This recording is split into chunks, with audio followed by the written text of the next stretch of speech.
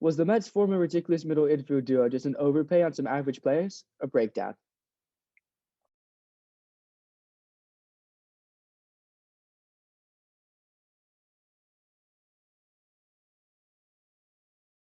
After the Mets traded for Javier Baez from the Cubs, they envisioned one of the greatest double play combos in league history. This was, for the most part, true for a semi successful 3 month campaign together before Baez left in free agency to sign with the Tigers. It was short, but sweet.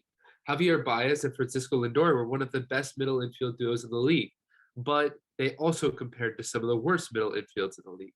Francisco Lindor is the biggest name Mets hitter since Yoenis Cespedes in the midst of the 2015 World Series run.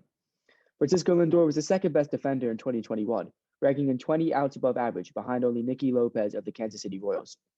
Unsurprisingly, the top three leaders in outs above average are all shortstops, rounded out by Nick Ahmed of the Diamondbacks. Good shortstops are hard to come by, so it's often that they are either really good with the bat or really good with the glove. Xander Bogaerts has often been described as inept in the field.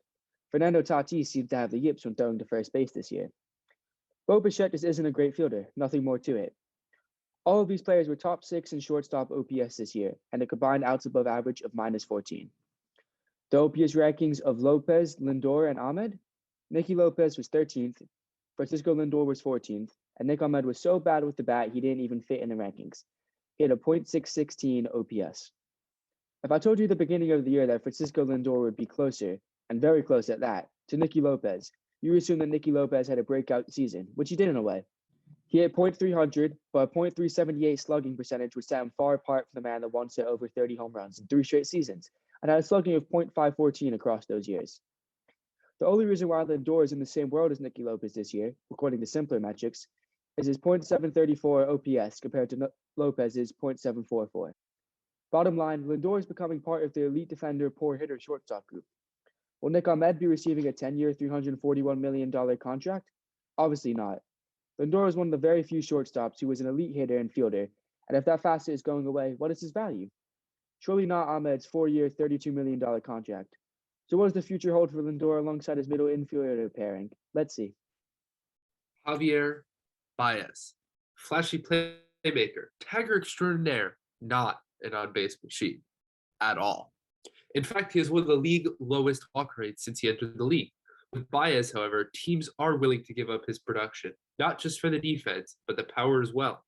In baseball history, the term five-tool player has been thrown around as a way to evaluate someone.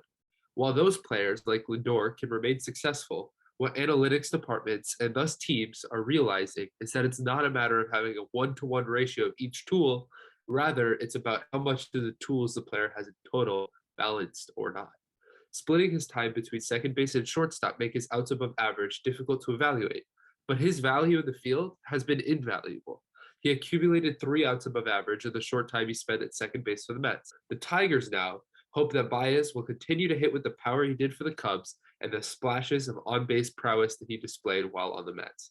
If he can do that, he will return more than significantly above the Tigers' investment. The Mets had 2 elite defenders. The Mets had 2 players that were elite hitters just a couple of seasons ago, but since have dug themselves into a ditch. If they had shown that form, the Mets could have had the best middle infield pairing in MLB history. Instead, they had a mediocre, overpaid pairing of 2 of the former brightest young stars in the game. Looking at last year, the Mets had a glorified Nick Ahmed and Nicky Lopez as their $600 million middle infield.